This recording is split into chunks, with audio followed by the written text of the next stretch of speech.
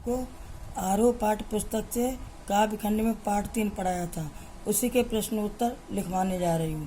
प्रश्न उत्तर, नीचे लिखे काव्यांश को पढ़कर पूछे गए प्रश्नों के उत्तर लिखें। काव्यांश, कविता एक खिलना है फूलों के बहाने, कविता का खिलना भला फूल क्या जाने, बाहर भीतर इस घर उस घर, बिना मुरझाए महकने के माने फूल क्या जाने, कविता एक खेल है बच्चों के बहाने, बाहर भीतर यह घर वह घर सब घर एक कर देने के माने बच्चा ही जाने। प्रश्न नंबर 1, सब घर एक कर देने के माने क्या है? उत्तर, सब घर एक कर देने के माने है कि बच्चे किसी भेदभाव को नहीं जानते हैं, उनके लिए सब कुछ समान है, उनके लिए न ही भाषा की सीमा होती है और न ही घर की।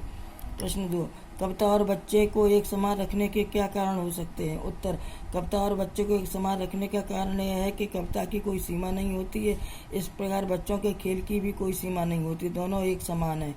तीसरा, कविता के संदर्भ में बिना मुरझाए महकने के माने क्या है?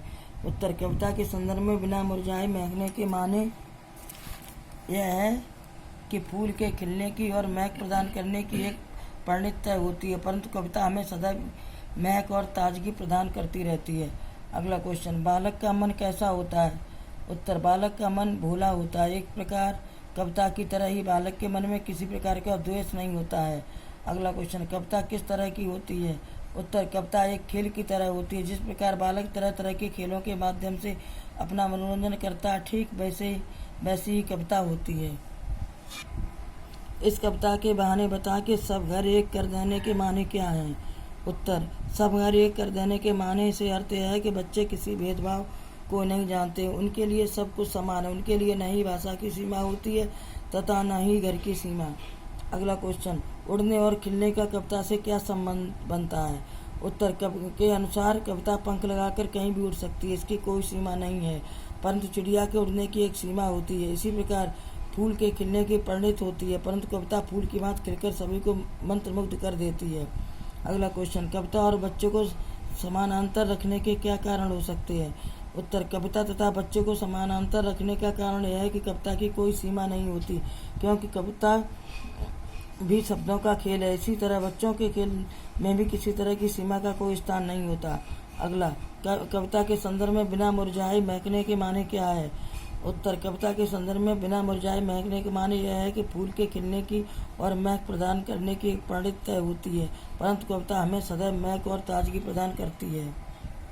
भाषा। अगला क्वेश्चन, भाषा को सहूलियत से बरतने से क्या अभिप्राय है? उत्तर, भाषा को सहूलियत से बरतने से अभिप्राय यह है कि अच्छी बात या अच्छी कविता का बनना सही बात का सही सबसे जुड़ना होता, और जब ऐसा होता तो किसी दबाव अथवा मेहनत की जरूरत नहीं रहती है, वह सहूलियत के साथ हो जाता है और बात पूर्णतः समझ में आ जाती है। अगला, बात और भाषा परस्पर जुड़े होते हैं, किंतु कभी कभी भाषा के चक्कर में सीधी बात भी टेढ़ी हो जाती है। कैसे? उत्तर, कब कहता है कि बात और भाषा परस्पर जुड़े हुए हैं, परंतु कई बार व्यक्ति अपनी बात या कविता को कहने में अलावा शब्दों का प्रयोग करता है, जिससे छोटी सी बात विचित्र बन जाती है, किंतु प्रत्येक शब्द का अपना एक खास अर्थ होता है। ठीक वैसे ही जैसे हर पेंच के लिए एक निश्चित खांचा होता है, भाषा के चक्कर में पढ़कर हम सरल सी बात को भाषा की कनिष्ठता में डुबो देते हैं, जो बिल्कुल उचित नहीं है। अगला क्वेश्चन, बात कथ्य के लिए नीचे दी गई विशेषता का उचित बिंबों मुहावरों से मिलान करें। बिंब मुहावरा, बात की चूड़ी मर जाना। विशेषता है बात का प्रभावहीन हो जाना। खाखंड, बात की पेंच खोलना। बात का शरारती बच्चे की तरह खेलना, बात का पकड़ में न आना। घा, पेंच को कील की तरह ठोंक देना। विशेषता, बात को सहज और स्पष्ट करना। अड़ाखंड, बात का बन जाना। विशेषता, कथ्य और भाषा का सही सामंजस्य बनाना।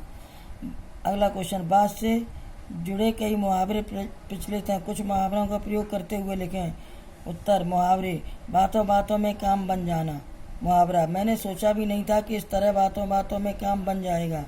दूसरा, बात हाथ लग गई। मुहावरा, बरसते पानी को देखकर बात हाथ लग गई और मैंने बहाना बना दिया। तीसरा, बातें बनाना। प्रयोग, पढ़ाई करने पर ही अंक आते हैं, बातें बनाने से नहीं। बच्चों, पाठ समाप्त हुआ, प्रश्नोत्तर लिखें।